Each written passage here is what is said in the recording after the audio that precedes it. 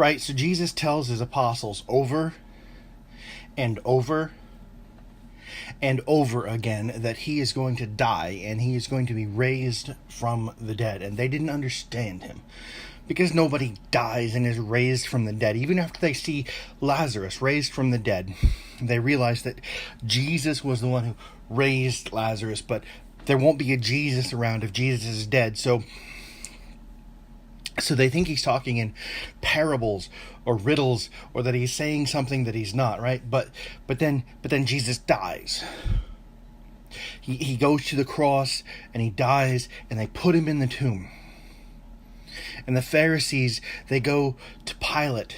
They go to the local governor and they say, we want a guard stationed outside the tomb, because we know that the apostles are going to try to bring this prophecy to fruition. They're going to try to steal the body. They're going to go and they're going to claim that he was resurrected, because the body won't be there, right?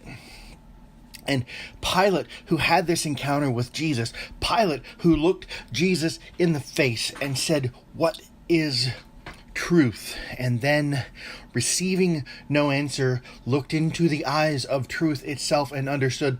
Pilate looks to the Pharisees and he says, "Make it as secure as you can.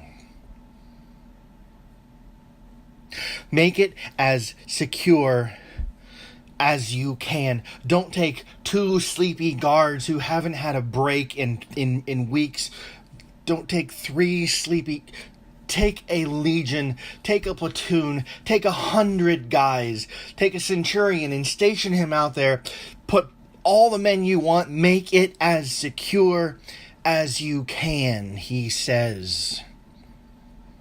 Now, if I charged you with guarding something for 3 days and I said, "Make it as secure as you can," I'm giving you permission, I'm giving you resources, I'm giving you men, I'm giving you time, I'm giving you whatever it is you need to make the tomb as secure as you can. And so they didn't put 2 sleepy guards out there who happened to just fall asleep in the middle of the night.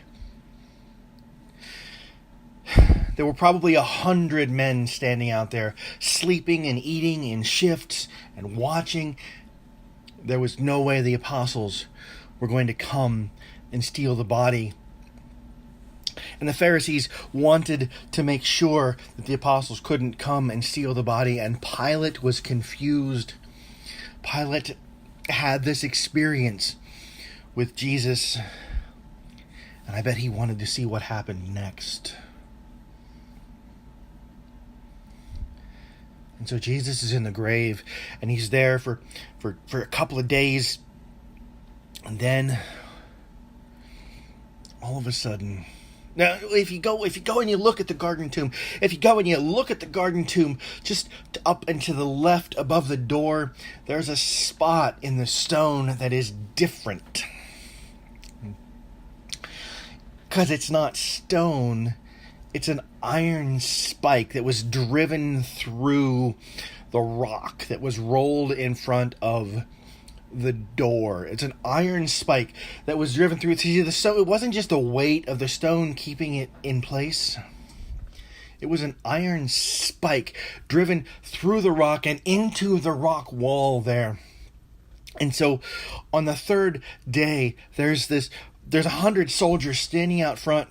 And some of them are sleeping, but most of them are awake, and they're watching, and they're talking, and they're laughing, and all of a sudden, the resurrection happens, and that stone is hit with such force, such power, that it shears off that iron spike. It doesn't cut the iron spike. It doesn't bend the iron spike. It rips the iron spike like it was tissue paper. And that stone, that 3-ton stone, goes flying out into the courtyard.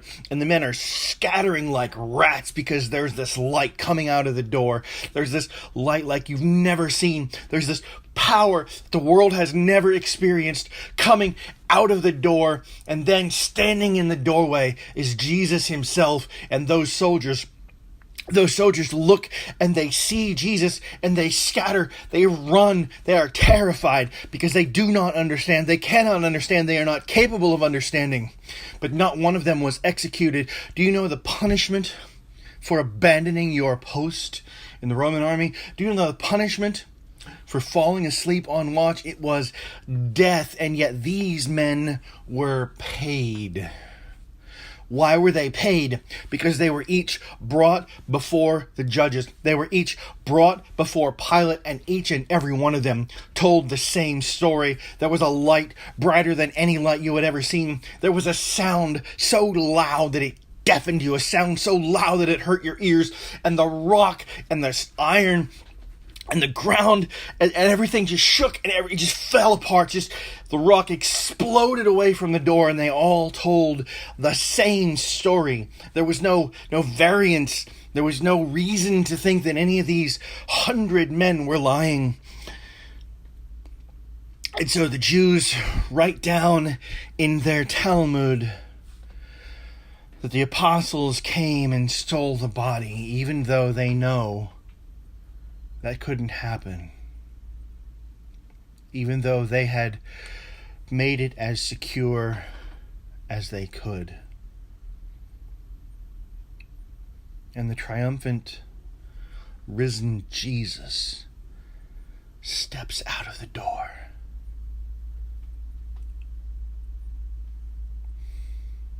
The world was not ready. The world could not have been ready. The world could not have been made ready. Even the apostles who were with him for 3 years could not have been ready for what happened that day.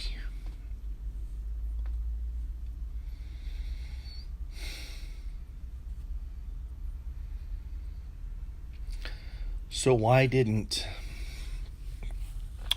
this story spread that the apostles had stolen the body? The Jewish Talmud records that the apostles stole the body. The Bible references it directly. It says that the story is passed among the Jews to this very day that the apostles stole the body, even though there was no way these 11 men could possibly overpower all these soldiers. And even if they did, even if they were all Jackie Chan, Bruce Lee, Chuck Norris ninjas, there's no way they could move that stone. And even if they did, there's no way they could shear off that spike. And even if they did, there would still be a body. And so the fact that the Talmud says the apostles stole the body lets us know that the body was not there.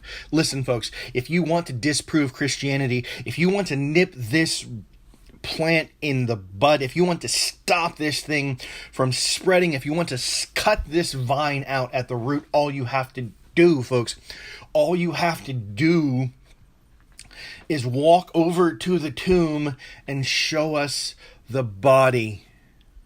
And I'm sure that's exactly what the Pharisees tried to do, because that would be the smart thing to do. And these men were not evil. These men were not stupid. These men did what they needed to do. But when the body wasn't there, they refused to allow themselves to consider for just a moment that Jesus was telling the truth.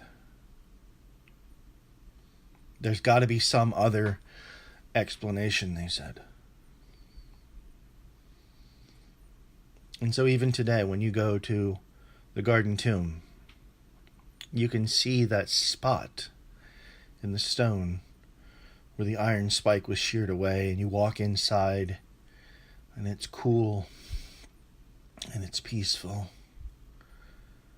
and it's empty.